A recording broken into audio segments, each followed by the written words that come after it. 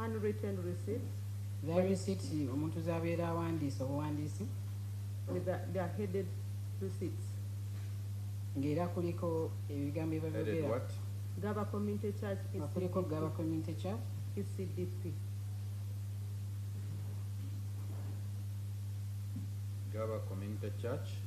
Is in bracket ECDP. ECDP. DP. What does that stand for? kitegeeza ki ekyo kya ECDP Early Childhood Development Program. kitegeeza Early Childhood Development Program.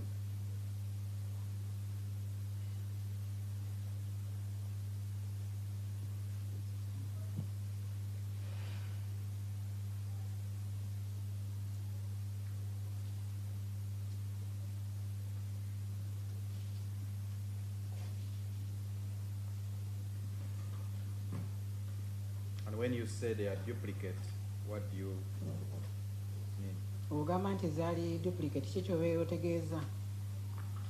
The client takes the original and will remain with the duplicate. Client yatwala copy original ffe ne tusigazaako eyo eya duplicate.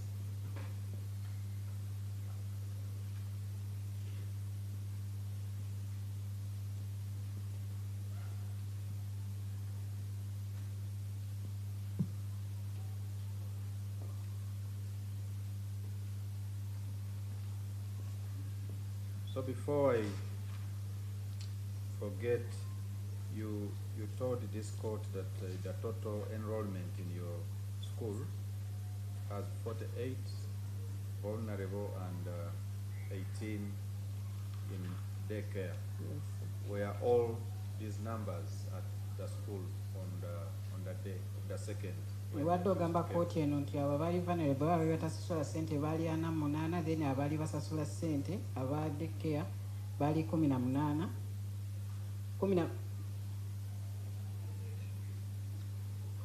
On that day, they were not all there.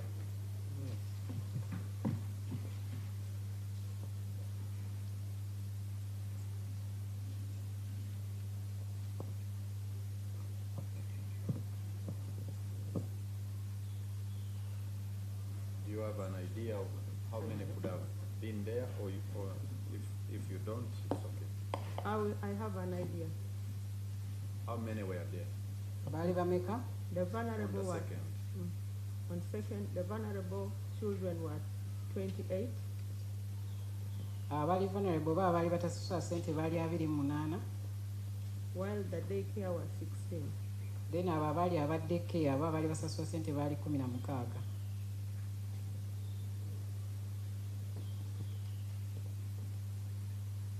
So we are at a point when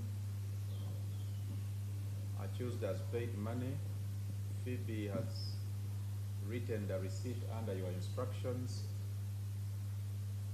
What followed? Tuli ku kiseera nga omwami amaze osasula ssente, then Phoebe amaze okumuwandiikira risiiti ki ekyaddirira. I actually asked him that now you are registering, you have registered the child, we shall need your details for that, for our file. Era namubuuza ne mugamba kati tumaze okuba nga tuligeseringa omwana oyo era kati naye tujja kusaba ebirala bikwatago olwa fayiro yaffe. Yes. He told me that he was just a sponsor of that child. Era yanziramu nagamba ye yali sponsor aba omuntu abayambako ku mwana oyo. But the mother, naye maama w'omwana oyo will come with his details and her details. ajja kujja n'ebyo ebimukwatako omwami oyo n'ebikola ku maama w'omwana.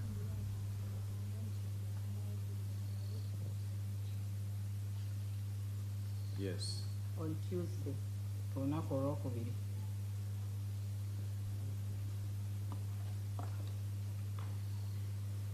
Yes. What else followed? Ekyaddirira. So he got out. N'amala n'agenda n'afuluma. Actually told him, thank you very much, we're waiting for you and the child on Tuesday. Oluvannyuma namala ne mugamba webale nnyo nga mwebaza era tulinze omwana oyo ku lunaku olwokubiri.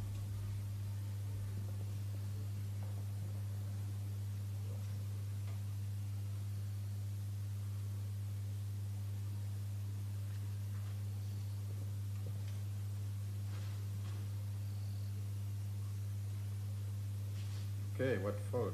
Kyekyaddirira. So he got out, and I also went back to start doing what I was doing because they entered the office when I was typing some things on the computer. Yamala n'afuluma nange nenzayo nenzira ku mirimu gye nali nkola kubanga we yayingirira nali nange nina emirimu gye nkola ku kompyuta.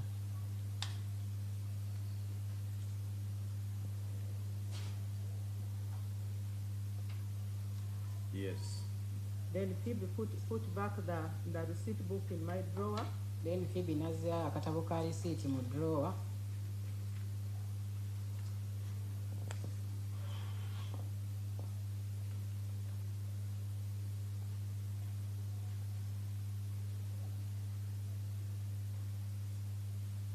Yes. And she was now getting out to go because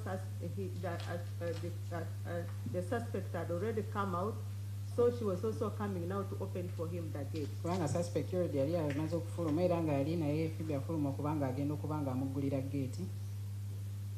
So, but he need... Yeah? Genda mpola. Saying you go slow.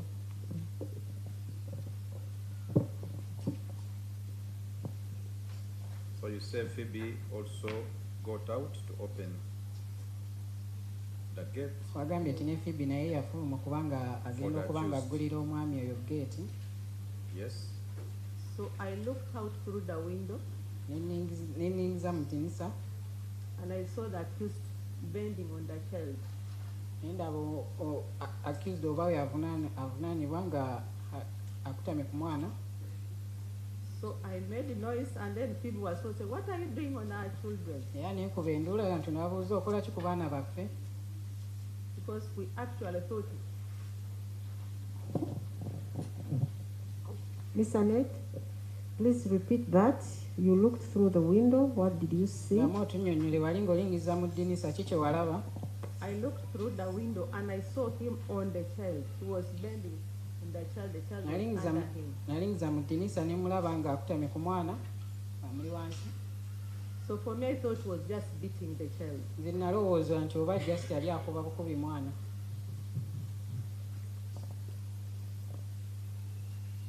So at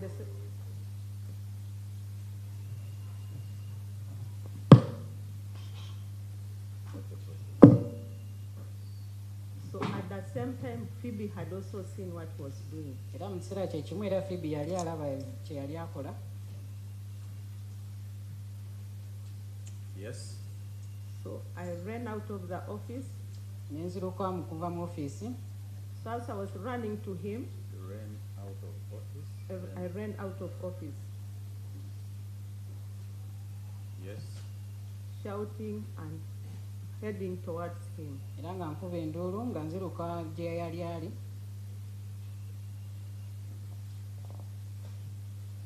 Yes. So he stood up and left the child who was lying down. Era n'ayimuka n'aliko omwana oyo ng'omwana oyo yali yeebasaawo wansi. And was lifting the knife towards me. Era nga asitudde akambe nga akayoyesa gye ndi.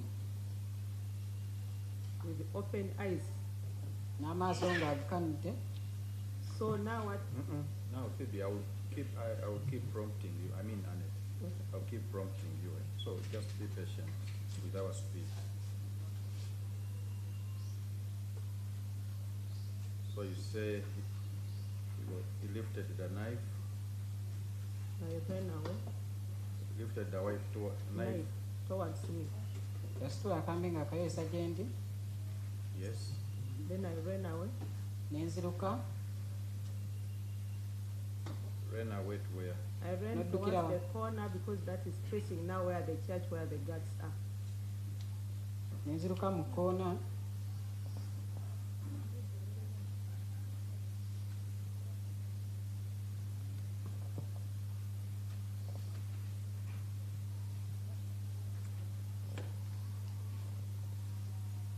Yes.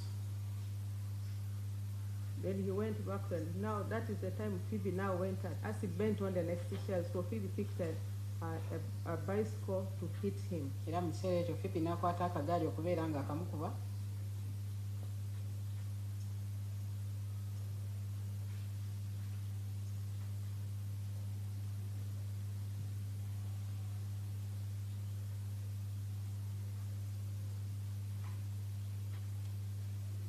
Yes. He still ran towards Phoebe. Era n'adduka gy'ali To Phoebe. ewa Phoebe. That's when Phoebe fell down. Era mu kiseera ekyawo Phoebe we yagwira wansi.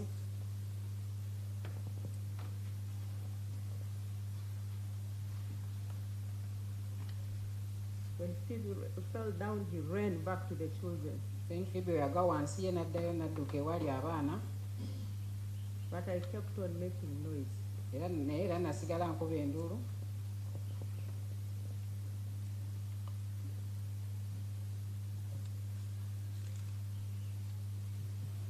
Okay. Proceed. Eyongereyo. Then Phoebe still picked another bicycle Era Phoebe n'akwata akagaali akaali akalala and hit him. n'akamukuba. That's when now he jumped and wanted to cut Phoebe. Kati awo ekiseera bwe yabuuka ng'ayagala okubeera ng'asala Phoebe oba ng'amutema.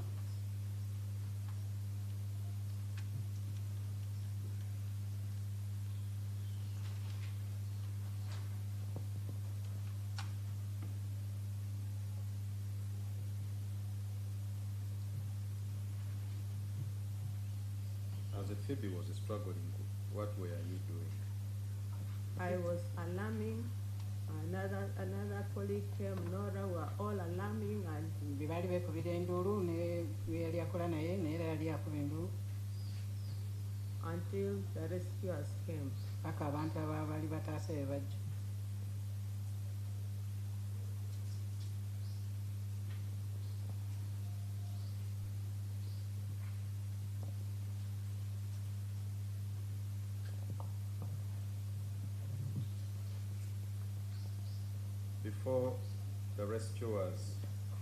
Before we go to the rescuers, how many children in total were cut?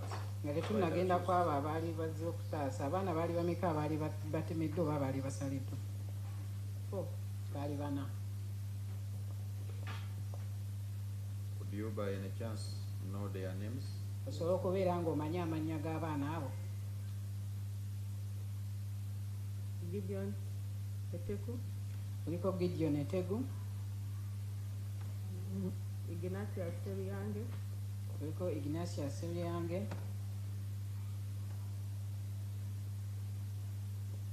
Keisha again wrote Otim, Keisha, Roto Team, and Ryan Odeke. ne Ryan Odeke.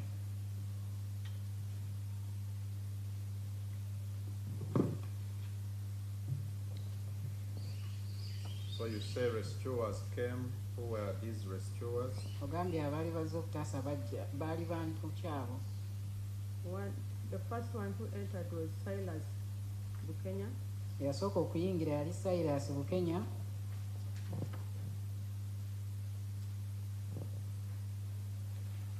Moses Opio, who is the guard, kuliko Moses Opio yali akuuma, and Bashir Matovu. ne Bashir Matovu.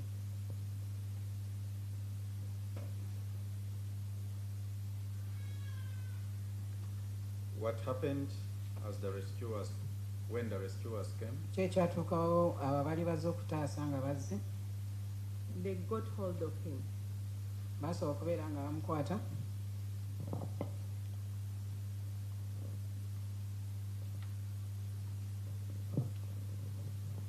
Did you observe any other thing?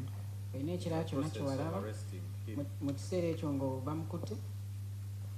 I did not observe anything because I was now running, calling for help to come and take the children to the hospital. Sina kirala kinalaba kubanga nali nziruse nga ngezaako okufuna obuyambi okuba nga abaana abo batwalibwa mu ddwaliro.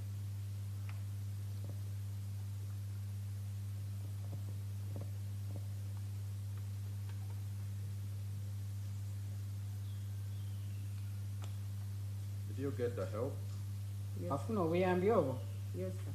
Nti ye Tell court how? kkooti ginnyonnyole wabufuna otya? The nearest person there with the car was Auntie Harriet.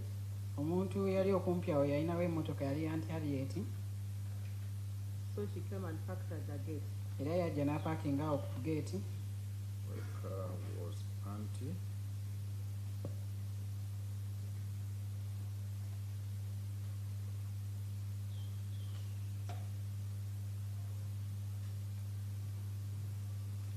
What happened when Harriet came with her car? Kiki ekyatukawo nga Harriet azze n'emmotoka ye. People hurried to carry the 3 children. And Those where- they were alive. Abantu bayanga okusitula abaana basatu abaali nga bakyali balamu. We thought they were alive. Baali batibiriza nti abaana abo baleka baali bakyali balamu.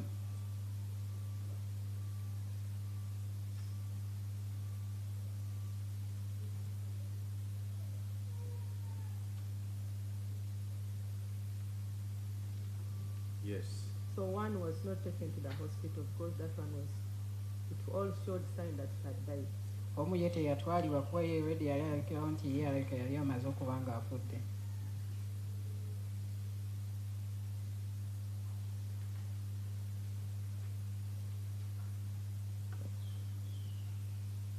Who was that was left? Yali ani eyalekebwa? Ryan Odeke. Yali Ryan Odeke. Which hospital did the Harriet take them? Yali ddwaliro ki Harriet gye yatwala abaana? Wayne's Medical Center.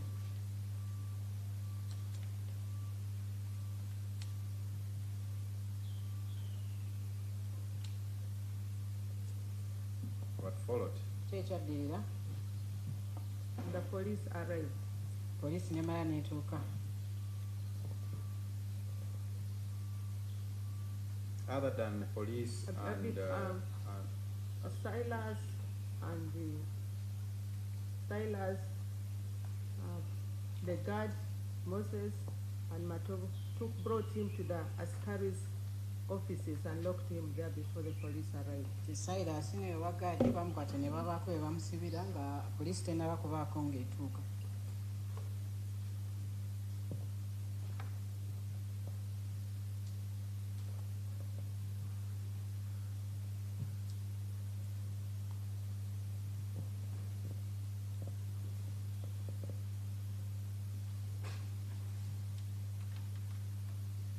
So other than those the 3, Cyrus, Moses and Matovu, and the police, did any other person come or respond?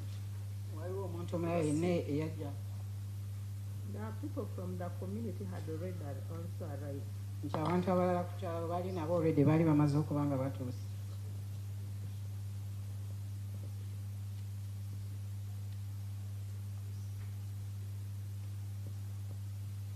What happened when police came? Ki ekyatuukawo nga poliisi ezze? The police tried to control the people. Abapoliisi bagezaako okubeera nga bakakkanya abantu. Yes. And later on, they picked the body which was also lying there. Era oluvannyuma bajjawo n'omulambo ogwali gwe basaawo. And picked the other ones also at once. Era ne bafuna ne bali abalala era.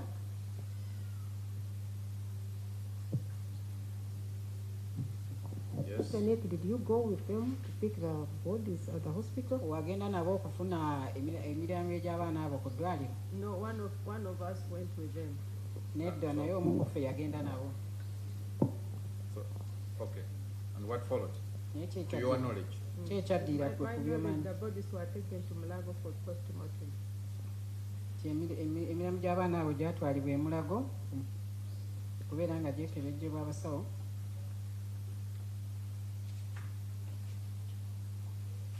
What followed? Ki ekyaddirira? Late in the day now, the police took statements from us. Oluvannyuma poliisi baatuggyako statement.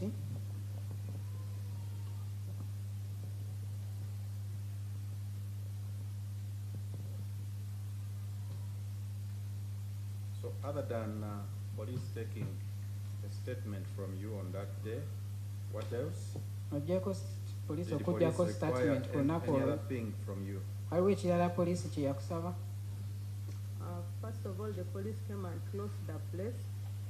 Poliisi Poliisi yadda n'eggala ekifo ekyo. Other than that, Ate ekirala, They checked my phone to confirm whether I received the message from the suspect. ne bakebera essimu yange okukakasa nti oba nali nfunye ssente ezo okuva ku suspect.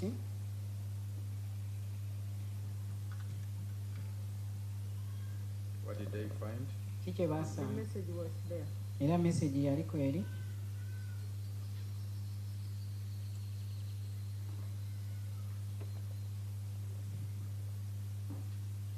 What else? Ate ekirala,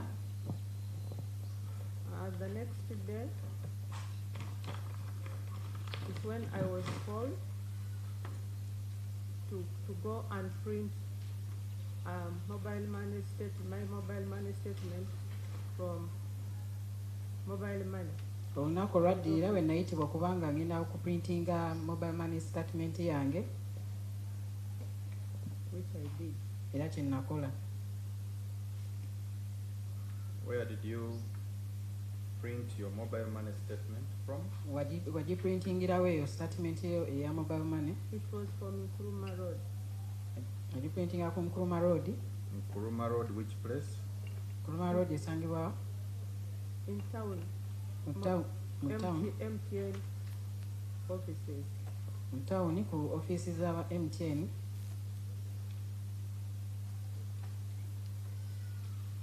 Which number of yours was the money sent? Yali namba ki eyiyo ku ssente ezo kwe baaziteeka? 0772 Yali 0772 96. Sorry, just a minute. My lord, can we request that she just records her number for the court record as opposed to reading it to the public? Okay. Asabye kooti abeere nga namba yagiwandiika buwandiisi okusinga okubeera ng'agisoma mu I was about to propose that as well. So I'm going to request that you write for court the number, Yeah, your but- number on which you sent, on which the suspects, the accused person sent. era bakusabye owandiika ennamba eyo kwe baateeka essente ezo suspect.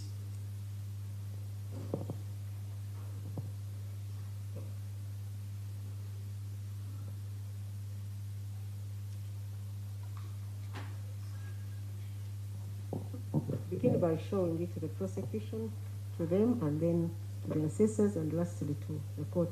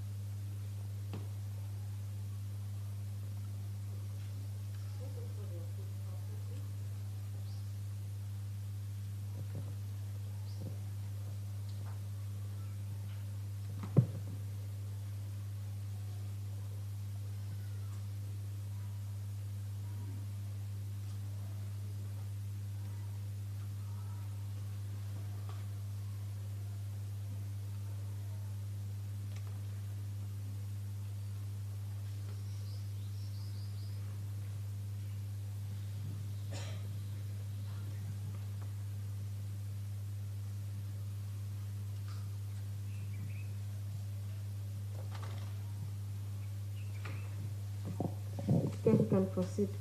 Other than police